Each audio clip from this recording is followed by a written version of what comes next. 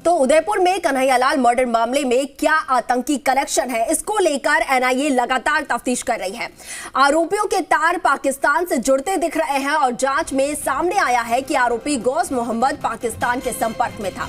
अब तक की जांच में सामने आया है कि कन्हैयालाल की हत्या एक सोची समझी साजिश थी। अब पूरे मामले में आरोपियों की जिहादी सोच का भी खुलासा हुआ है। रियाज की नफरत का अंदाजा इसी से लगाया जा सकता है कि उसकी बाइक का नंबर 2611 था। ये नंबर मुंबई आतंकी हमले की तारीख से जुड़ा है। रियाज ने बाइक भले ही किश्तों में ली हो, लेकिन गाड़ी का नंबर लेने के लिए 5000 रुपए की एक्स्ट्रा फीस दी थी। इस बीच मौके से स्कूटी भी बरामद किया गया है और आप इन तस्वीरों में देख सकते हैं बर्बर हत्या के बाद आरोपी मौके से फरार होते दिखाई दे रहे हैं। तो वहीं लोग किस तरीके से दहशत में आकर दुकानों को बंद कर दिया और ये तस्वीर बानगी है कि लोगों में खौफ फैलाने की कितनी बड़ी साजिश की गई थी।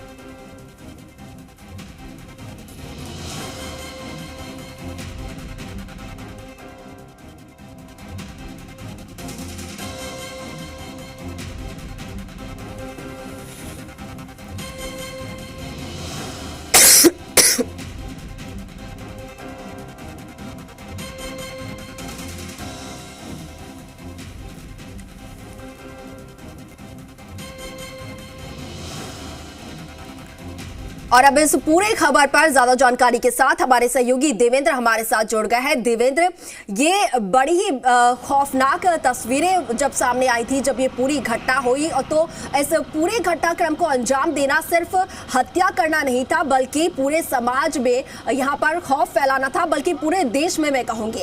अब जो चारों आरोपी पकड़े गए हैं उनको एनआईए को सौंप दिया गया है और आज एनआईए कोर्ट में उनकी पेशी होनी है।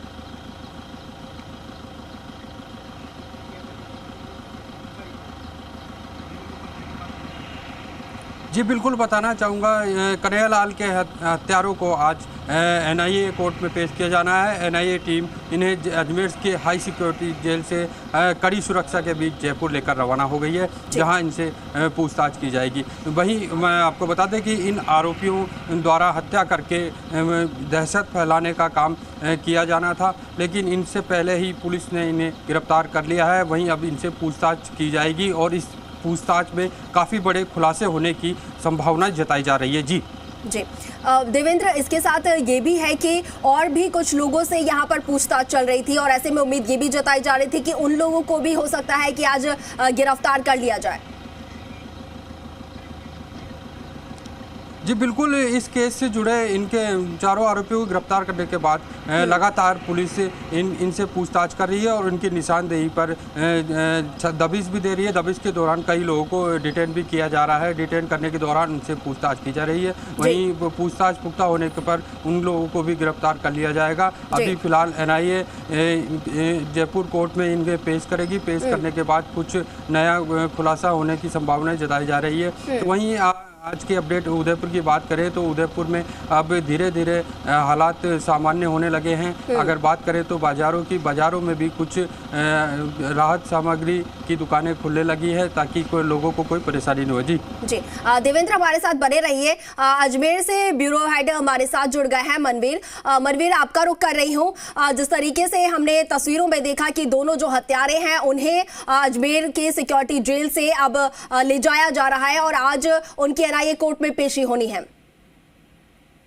देखिए, बिल्कुल जिस तरीके से ये पूरा मामला एनआईए को दिया गया है और एनआईए ने जब अपनी जांच को शुरू किया है, तो कल हमने देखा था कि किस तरीके से एनआईए की जो टीम है वो उदयपुर की अदालत में पहुंची थी और वहां पर अदालत के समक्ष एक प्रार्थना पत्र पेश करते हुए उन्होंने मांग की थी कि इस पूरे मामले से संबंधित जो पत्रावलियां हैं वो विधिवत रूप से उनको सौंपी जाए। उसी के साथ में उनकी दूसरी जो मांग थी एनआईए की वो ये थी कि क्योंकि जो इस पूरे हत्याकांड के जो मुख्य आरोपी हैं गौस मोहम्मद और रियाज मोहम्मद अजमेर के हाई सिक्योरिटी जेल में रखा गया है उनको, और साथ ही 14 दिन की न्यायिक हिरासत अदालत के द्वारा दी गई है। लेकिन अब क्योंकि इस पूरे मामले की जांच एनआईए करेगी, इसलिए उनका ट्रांजिट वारंट उनको दिया जाए, ताकि वो जो रियाज मोहम्मद और गौस मोहम्मद हैं उनको अजमेर की हाई सिक्योरिटी जेल से एनआईए अपने कब्जे में ले सके। और साथ ही साथ क्योंकि अदालती कार्रवाई को पूरी तरीके से इसमें फॉलो करना बेहद जरूरी है। तो उनको आज ही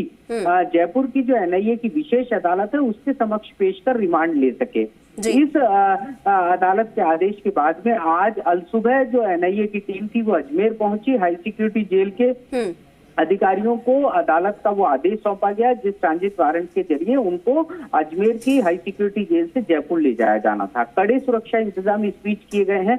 अजमेर से जो एनआईए की टीम है वो पुलिस बल के साथ में दोनों आरोपियों को लेकर के जयपुर के लिए रवाना हो चुकी है। कुछ ही देर में वो जयपुर पहुंचेगी और जैसा कि हमारे सूत्र बता रहे हैं कि जयपुर पहुंचने के बाद में सबसे पहले उनको अदालत से समक्ष पेश किया जाएगा। एनआईए की विशेश अदालत से ये मांग की जाएगी क्योंकि इनके जो तार हैं वो कहीं ना कहीं एक बड़ी अंतर्राष्ट्रीय साजिश से जुड़े हुए हैं। जो पाक-परस्त आतंकवादी संगठन है उनसे इनके संबंध सामने आए हैं और कई अन्य संदिग्ध आतंकवादियों से भी इनके संबंध सामने आए हैं। साथ ही साथ जो अभी तक का घटनाक्रम है उसमें ये बात स्पष्ट हो चुकी है कि इन दोनों आरोपियों के द्वारा केवल हत्या किया जाना एक विषय नहीं था। हत्या किए जाने के साथ साथ पूरे देश के अंदर एक दहशत फैलाने की जो साजिश थी वो भी कहीं ना कहीं रची जा रही थी और इस बात के निर्देश इनको स्थानीय और देश के बाहर बैठे हुए आकाओं से लगातार मिल रहे थे। सारे तथ्य जी मनवीर, इसमें यह भी आ रहा है कि एनआईए की तरफ से और भी हो सकता है कि कुछ वक्त और कोर्ट की तरफ से मांगा जाए, रिमांड और बढ़ाई जाए और इसके अलावा अगर कोर्ट की तरफ से जो रिमांड मांगी जाती है वो मिल जाती है तो फिर उसके बाद इन्हें कहां ले जाएगा, कहां ले जाया जाएगा? क्योंकि ये भी बताया जा रहा था कि हो सकता है कि दिल्ली ले जाकर वहां से इनसे पूछताछ होए।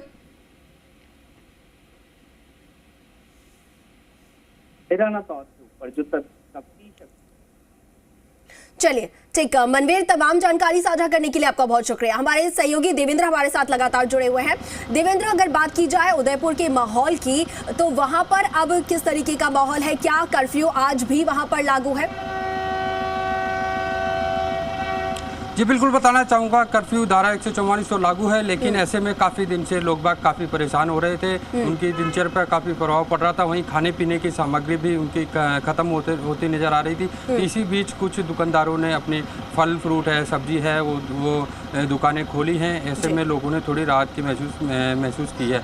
तो वहीं आपको एक बड़ा अपडेट ये दे दें कि जब इन आरोपियों को एनआईए कोर्ट जयपुर में पेश किया जाएगा उसके बाद एनआईए पूरे इस मामले की जाँच करेगी और बताया जा रहा है कि एनआईए इन्हें जांच के बाद दिल्ली ले जा सकती है। जी चलिए देवेंद्र, तमाम जानकारी साझा करने के लिए आपका बहुत शुक्रिया। तो आज जो दोनों हत्यारे हैं उनको एनआईए स्पेशल कोर्ट में पेश करने के लिए अजमेर से यहां पर पुलिस जो है वो लेकर रवाना हो चुकी है और हमारे सहयोगी आशुतोष भी हमारे साथ जुड़ गए हैं। आशुतोष, आपका रुख करूंगी। जिस तरीके से आज चारों जो आरोपी हैं जिन्हें गिरफ्तार किया गया है उन्हें एनआईए कोर्ट में पेश करना है और साथ ही यहां पर ये भी एनआईए की तरफ से डिमांड की जा सकती है, एप्लीकेशन दी जा सकती है कि उनकी जो रिमांड है वो और बढ़ा दी जाए। और क्या कुछ जानकारी आपके पास?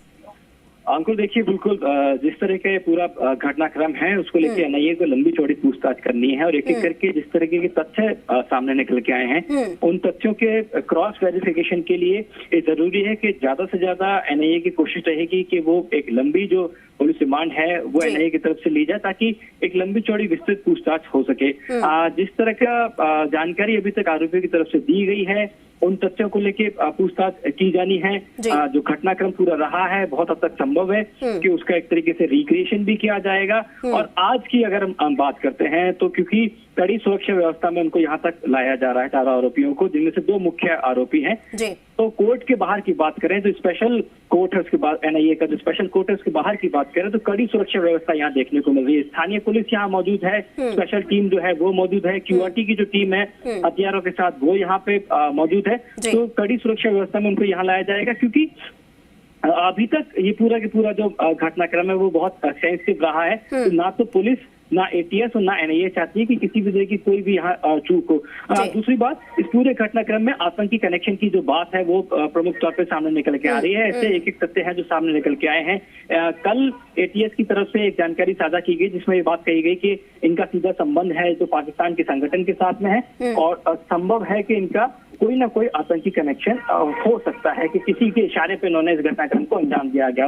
लेकिन अभी ये स्पष्ट तौर पे कहना बहुत जल्दबाजी होगा, क्योंकि एनआईए का जिस तरीके का प्रोसेस होता है किसी भी घटनाक्रम की जांच करने का, उसमें बहुत मजबूत साक्ष्यों के साथ में एनआईए अपना जांच करती है। ऐसे में एनआईए क्या कुछ के बारे में स्पष्ट तौर पर जानकारी देती है, उस पर डिपेंड करता है कि क्या इसके आतंकी कनेक्शन थे इन आरोपियों के या नहीं थे। क्योंकि अभी तक कुछ कुछ बातें हैं जो सामने निकल के आई हैं इनको, जिस तरीके का लिटरेचर कुछ इनसे बरामद हुआ, ऐसी जानकारी आई है कि कुछ ऐसा लिटरेचर ये पढ़ते थे, कुछ ऐसे ग्रुप्स में ये जुड़े हुए थे जहां इस तरह की वीडियोस आते थे और ये भी साझा करते थे जहां पे धार्मिक कट्टरता वाली बातें कही जाती थी। तो अब क्या पाकिस्तान से अगर इनके संबंध थे तो वहां किसी का कोई इनका कोई आका है, इसकी तरफ से इनको मैसेज मिला है। क्योंकि अगर पूरे घटनाक्रम का हम टाइमलाइन देखते हैं और तरीका ये वारदात देखते हैं तो ये कहीं ना कहीं प्रतीत होता है कि बहुत ऑर्गेनाइज्ड वे में इस घटनाक्रम को अंजाम दिया और ऐसा लग रहा है कि कोई व्यक्ति है जो इन लोगों को ऑपरेट कर रहा है, इन लोगों को डायरेक्शंस दे रहा है।